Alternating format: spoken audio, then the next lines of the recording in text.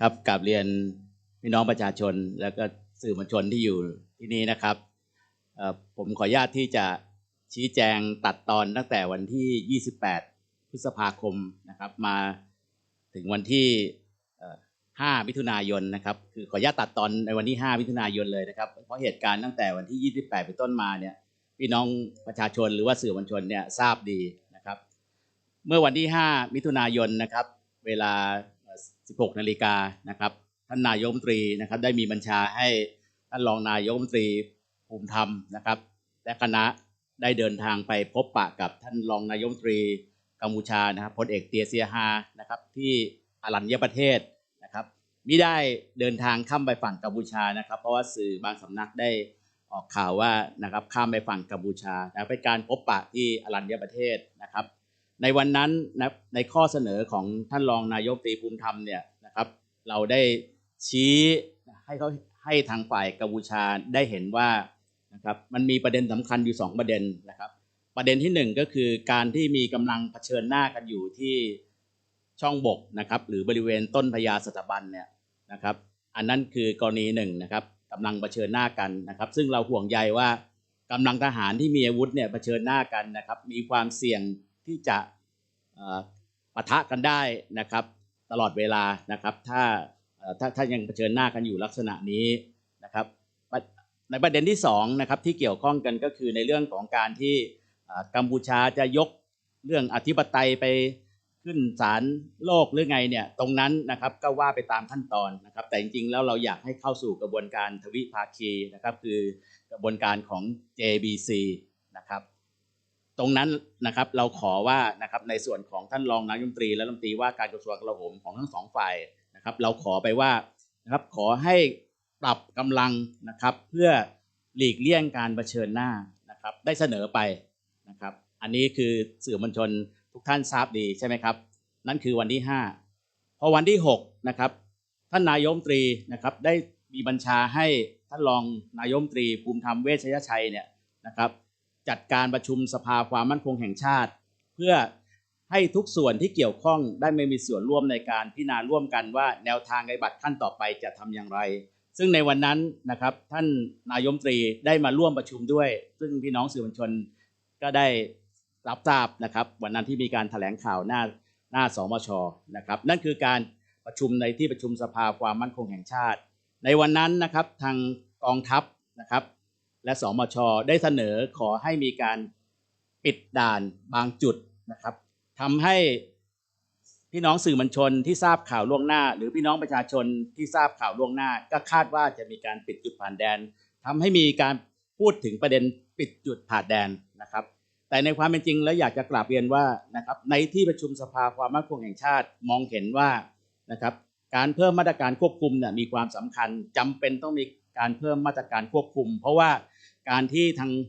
ฝ่ายทหารกัมพูชาเนี่ยเคลื่อนย้ายกำลังมาบริเวณแนวชายแดนเนี่ยมันมีความสุ่มเสี่ยงนะครับที่จะเกิดเหตุการณ์ที่ไม่พึงประสงค์เกิดขึ้นซึ่งจะทำให้พี่น้องประชาชนตามแนวชายแดนเดือดร้อนนะครับเพราะฉะนั้นรัฐบาลมีความห่วงใยผลกระทบที่จะเกิดขึ้นในเรื่องความปลอดภัยของพี่น้องประชาชนแต่ขณะเดียวกันนะครับรัฐบาลก็มีความห่วงใยว่าพี่น้องประชาชนที่ประกอบอาชีพโดยสุจริตเช่นนะครับการค้าขายตามแนวชายแดนการใช้แรงงานหรือว่าการรักษาพยาบาลการเดินทางมาเรียนในพื้นที่ประเทศไทยนะครับหรือภารกิจอื่นๆที่จำเป็นนะครับจึงยังไม่ใช้มาตรการปิดจุดผ่านแดนนะครับให้ใช้เป็นในวันนั้นที่ประชุมได้แบ่งขั้นตอนไป4ขั้นตอนนะครับขั้นตอนที่1ก็คือนะครับการจำกัดการเข้าออกของบุคคลนะครับได้แก่คนที่เข้าออกได้นะครับได้ขั้นที่1นะครับคนที่เข้าออกได้แก่ค้าขายตามแนวชายแดนแรงงานนะครับการศึกษาการปฐมพยาบาลหรือว่าประเด็นอื่นๆทางด้านมนุษยธรรมนะครับตรงนี้นะครับเราให้สามารถเข้าออกได้ส่วนประเด็นอื่นๆที่ไม่ส่วนกลุ่มคนอื่นๆที่ไม่จำเป็นเช่นนักท่องเที่ยวนักพนันตรงนี้รัฐบาลมองว่าไม่จำเป็นนะครับยังไม่มีความเดือดร้อนเพราะว่าในห่วงสถานการณ์อย่างนี้นะครับถ้าให้มีการผ่านเข้าออกนะครับปกติเต็ม 100% เนี่ยจะทำให้การดูแลความสงบเรียบร้อยในพื้นที่ชายแดนเนี่ยดูแลได้ยากนะครับจึงออกมาตรการที่จำกัดคนเข้าออกขั้นที่2ถ้ายกระดับขั้นที่2นะครับก็คือการจำกัดเวลา เช่นผมยกตัวอย่างนะครับที่บริเวณด่านปอยเป็ดเนี่ยเดิมเคยเปิดตั้งแต่เวลา 6 นาฬิกาถึงเวลา 22 นาฬิกานะครับปัจจุบันก็ปรับลดลงนะครับเป็นเวลา 8 นาฬิกาถึงเวลา 16 นาฬิกานะครับทั้งนี้นะครับทั้ง2ขั้นเนี่ยเพื่อความปลอดภัยของพี่น้องประชาชนตามแนวชายแดนในขณะเดียวกันนะครับพี่น้องประชาชนตามแนวชายแดนทั้ง2ประเทศนะครับในส่วนที่ทำมาค้าขายก็ยังสามารถดำเนินการได้ซึ่งสภาความมั่นคงมองเห็นว่ามีความเหมาะสมในห่วงเวลานั้นในห่วงเวลานี้ด้วยนะครับแล้วก็ส่วนขั้นตอนที่3ถ้ามีการจำเป็นต้องยกระดับขึ้นไปอีกก็อาจจะปิดจุดผ่านแดนบางจุดนะครับขั้นตอนที่4คือปิดตลอดแนวนะครับตั้งแต่อุบลนะครับบุรีรัมย์ศรีสะเกษสุรินทร์สระแก้วจันทบุรีตราดนะครับอันนี้ถ้ามีความจำเป็นขั้นสูงสุดแต่ในที่ประชุมเนี่ยบอกว่านะครับให้ความเห็นชอบนะให้ความเห็นชอบทั้ง4ขั้นตอนนะครับแต่ให้แนวทางไว้ว่าอย่างไรก็ตามนะครับขอกรุณากระทรวงกลาโหมโดยกองทัพเนี่ยก่อนการดำเนินการเนี่ยขอให้หารือทางรัฐบาลด้วยนะครับเพื่อรัฐบาลจะได้ดูแนวทางที่เกี่ยวข้องของส่วนราชการอื่นที่เกี่ยวข้องเช่นกระทรวงต่างประเทศหรือกระทรวงอื่นๆที่เกี่ยวข้องนะครับให้รอสัญญาณจากรัฐบาลนิดนึงนะครับนั่นคือวันที่6นะครับวันที่7นะครับผมย้อนไปนิดนึงนะครับคือในเย็นวันที่6นะครับในเย็นวันที่6ได้มีเพจของกระทรวงกลาโหมกัมพูชาซึ่งเป็นเพจเป็นทางการที่ท่านสื่อมวลชนทราบดีที่เพจของกระทรวงกลาโหมกัมพูชาออกมาว่านะครับกัมพูชานะครับจะไม่ถอนกำลังออกจากตามที่กระทรวงกลาโหมไทยเสนอไปนั่นคือแสดงว่าทางสภาความมั่นคงแห่งชาติหรือทางรัฐบาลมองเห็นว่าแสดงว่าไม่มีความคืบหน้านะครับเพราะฉะนั้นท่านนายกรัฐมนตรีเลยสั่งการนะครับว่าให้ดำเนินการยกระดับขึ้นมาได้นะครับตามที่สภาความมั่นคงเห็นชอบนะครับก็คือทางกองทัพก็ขออนุมัติว่าขอยกระดับไปขั้น1ขั้น2เวลาเดียวกันเลยนะครับนั่นจึงเกิดที่มาว่าทำไมวันที่7ถึงเกิดการจำกัดนะครับบุคคลเข้าออกตามแนวชายแดนขณะเดียวกันมีการจำกัดเวลาด้วยนะครับผมกราบเรียนพี่น้องสื่อมวลชนนะครับว่ามีสื่อมวลชนบางสำนักที่ได้เสนอข่าวว่าที่จันทบุรีมีการใช้กฎอัยการศึกผมกลับเรียนว่าความจริงแล้วนะครับอำเภอชายแดนรอบประเทศเนี่ยประกาศกฎอัยการศึกทุกอำเภอเพราะฉะนั้นด้วยอำนาจของกองทัพด้วยอำนาจของทหารที่อยู่ในพื้นที่กฎอัยการศึกเนี่ยสามารถดำเนินการได้เองอยู่แล้วเพียงแต่ว่าสภาความมั่นคงเห็นว่านะครับในยุคปัจจุบันปี2025เนี่ยไม่สมควรที่จะต้องใช้อำนาจกฎอัยการศึกในการดำเนินการดังกล่าวนะครับจึงเป็นการใช้มติของสภาความมั่นคงแห่งชาตินะครับในการใช้กฎหมายปกติในส่วนที่เกี่ยวข้องนะครับกฎหมายพรบสภาความมั่นคงแห่งชาติในการดำเนินการอันนี้ที่ได้กราบเรียนไปนะครับว่าบางทีบางในโซเชียลนะครับได้แย้งมาว่าได้เสนอข่าวมาว่าทำไมนะครับที่จันทบุรีเริ่มประกาศกฎอัยการศึกอันนี้ผมขออนุญาตเรียนชี้แจงนะครับดังนั้นในวันเสาร์ที่7เนี่ยเราได้ดำเนินการออกมาตรการดำเนินการตามมาตรการควบคุมขั้นที่1และขั้นที่2นะครับซึ่งยังไม่มีการปิดจุดผ่านแดนการที่บางจุดมีการปิดจุดผ่านแดนนั้นคือตามช่องทางธรรมชาตินะครับช่องทางธรรมชาติซึ่งในห่วงเวลาที่ผ่านมานะครับสื่อมวลชนทุกท่านคงทราบดีนะครับว่าเรามีโครงการ Seal Stop Safe นะครับในการปราบปรามยาเสพติดนะครับแล้วก็โครงการที่มีการดำเนินการเกี่ยวเรื่องจัดการเรื่องขบวนการแก๊งคอลเซ็นเตอร์นะครับช่องทางธรรมชาติบางจุดเนี่ยได้ปิดไว้แล้วนะครับเพราะฉะนั้นจึงมีคำพูดที่ว่าทำไมช่องตรงนั้นปิดนะครับได้ปิดตามที่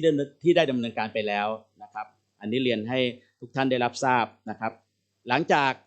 ผ่านไปนะครับวันเสาร์เราได้ดำเนินการไป1วันนะครับในวันอาทิตย์นะครับทางรัฐบาลได้รับการติดต่อจากทางฝ่ายกัมพูชานะครับระดับสูงของกัมพูชาติดต่อผ่านท่านผู้จัดการทหารบกนะครับว่าขอเสนอนะครับในการที่จริงๆก็คือช่วงที่ผ่านมาก็มีการเสนอกันไปสนองกันมานะครับก็คุยกันแต่ในวันนั้นวันเช้าวันที่8นะครับได้มีการติดต่อผ่านผู้ช่วยทูตทหารมายังท่านผู้จัดการทหารบกว่านะครับตอบรับนะครับในการที่จะนะครับปรับกำลังนะครับในพื้นที่เผชิญหน้านะครับแต่อยากให้ดำเนินการเป็นเงียบๆนะครับดำเนินการเงียบๆนะครับขอทางฝ่ายกัมพูชาขอมาและประการที่2นะครับทางกัมพูชาเสนอมาว่าอยากให้รัฐบาลทั้ง2ฝ่ายเนี่ยเชิญชวนพี่น้องประชาชนสื่อมวลชนหรือว่านักวิชาการหรือว่า นักการอาหารอะไรต่างๆทั้งหลายนะครับพยายามลดข้อเสนอข้อมูลข่าวสารในการที่ทำให้ประชาชนทั้งสองชาติเนี่ยเกลียดชังซึ่งกันและกันนะครับทางรัฐบาลนะครับทางผู้การบกได้ติดต่อมายังท่านรัฐบาลนะครับซึ่งท่านนายกรัฐมนตรีท่านมีบัญชาโดยว่าสามารถดำเนินการได้แต่ให้แจ้งว่านะครับการที่จะทำเงียบๆนั้นเราอาจจะทำไม่ได้เต็มที่นักแต่จะพยายามอย่างเต็มที่นะครับรวมทั้งการที่จะเชิญชวนพี่น้องประชาชนในการที่จะลดนะครับการเสนอข้อมูลที่สร้างความเกลียดชังของชนในชาติทั้งสองฝ่ายเนี่ยเราดำเนินการอยู่แล้วและจะพยายามดำเนินการต่อไปนะครับแล้วก็ตอบรับไปเพราะนั้นในช่วงเช้าที่ทางฝ่ายกัมพูชาติดต่อผ่านผู้จัดการบกมาเวลาประมาณ 8 นาฬิกานะครับเวลา 10 นาฬิกานะครับทางฝ่ายผบ.หน่วยในพื้นที่ตรงข้ามกองกำลังสุรารีนะครับได้ติดต่อมายังทางกองกำลังสุรานารีนะครับขอนะครับเข้ามาตรวจพื้นที่เพื่อพิจารณาในเรื่องการปรับกำลังนะครับซึ่งทางฝ่ายกองกำลังสุรานารีได้รายงานนะครับและก็กองทัพภาคที่ 2ได้กำหนดเพิ่มเติมไปว่าถ้ามีการปรับกำลังออกไปขอให้กลบนะครับขอให้กลบครูติดต่อหรือที่เรียกว่าครูเลทนั้นด้วยนะครับซึ่งได้รับการตอบรับจากทางฝ่ายทหารกัมพูชาเป็นอย่างดีนะครับเป็นการพูดคุยกันฉันมิตรนะครับอย่างสันตินะครับตรงนี้นะครับถามว่าเป็นแนวทางที่ดีไหมก็เป็นแนวทางที่บวกขึ้นมานะครับเมื่อเช้าผมได้ตอบพี่น้องสื่อมวลชนไปบ้างนะครับว่าก็ถือว่าดีกว่าเดิมนะครับคือสถานการณ์ตลอดแนวเนี่ยยังไม่เปลี่ยนแปลงนะครับมีจุดที่กำลังเผชิญหน้ากันเนี่ยได้มีการปรับกำลังออกไปทำให้ไม่มีการเผชิญหน้าก็ถือว่าดีขึ้นแต่กำลังส่วนอื่นทั้งสองฝ่ายยังอยู่ที่เดิมหมดนะครับและอันนี้คือสิ่งที่อยากจะกราบเรียนให้พี่น้องสื่อมวลชนได้รับทราบและกราบเรียนไปยังพี่น้องประชาชนที่อยู่ทางบ้านส่วนถามว่าแล้วมาตรการที่ทำอยู่จะทำอย่างไรนะครับขณะนี้นะครับรัฐบาลได้พิจารณาแล้วนะครับขอให้ยังดำรงมาตรการควบคุมต่างๆอยู่ต่อไปนะครับเพื่อประเมินว่าสถานการณ์จะเป็นไปในทิศทางใดนะถึงแม้ปัจจุบันจะดีขึ้นเล็กน้อยนะครับแต่เราก็จะดูต่อไปถามสื่อบางท่านถามว่าแล้วถึงวันที่14ใช่หรือไม่ใช่นะครับคือขึ้นอยู่กับการประเมินสถานการณ์นะครับอาจจะเร็วกว่านั้นอาจจะช้ากว่านั้นนะครับสภาความมั่นคงแห่งชาติจะประเมินอีกครั้งหนึ่งนะครับเราก็จะดูท่าทีของทางฝ่ายกัมพูชานะครับซึ่งฝ่ายไทยเนี่ยเน้นแนวทางสันติอยู่แล้วเน้นการพูดคุยเน้นแนวทางสันตินะครับในการใช้กลไก JBC แต่เราก็จะดูท่าทีของกัมพูชาว่าพัฒนาไปในทางที่ดีขึ้นหรือไม่ถ้ามีแนวโน้มในการพัฒนาไปในทางที่ดีขึ้นเราก็จะมาพิจารณาในมาตรการควบคุมตามแนวชายแดนอีกครั้งหนึ่งนะครับทั้งนี้นะครับผมกราบเรียนพี่น้องประชาชนนะครับกราบเรียนสื่อมวลชนทุกท่านว่าทั้งนี้รัฐบาลมองในแง่ผลกระทบในเรื่องความปลอดภัยของพี่น้องประชาชนนะครับมาตรการตรงนี้ไม่ใช่เป็นมาตรการที่จะไปกดดันอะไรทั้งสิ้นนะครับเราห่วงพี่น้องประชาชนนะครับว่าถ้ากำลังเผชิญหน้าอยู่อย่างนี้นะครับถึงแม้จะส่วนที่เผชิญหน้ากันใกล้ๆเนี่ยได้ปรับกำลังออกไปแล้วแต่ยังมีกำลังอีกส่วนที่2นะครับระลอก2ที่ต่างฝ่ายต่างยังวางกำลังอยู่ตรงนี้ก็เป็นสิ่งที่มีความละเอียดอ่อนเพราะฉะนั้นเราห่วงใยพี่น้องประชาชนหรือเราจึงขอคงมาตรการนี้ต่อไปอันนี้จึงกลับเรียนให้พี่น้องประชาชนแล้วก็พี่น้องสื่อมวลชนในห้องนี้ได้รับทราบครับ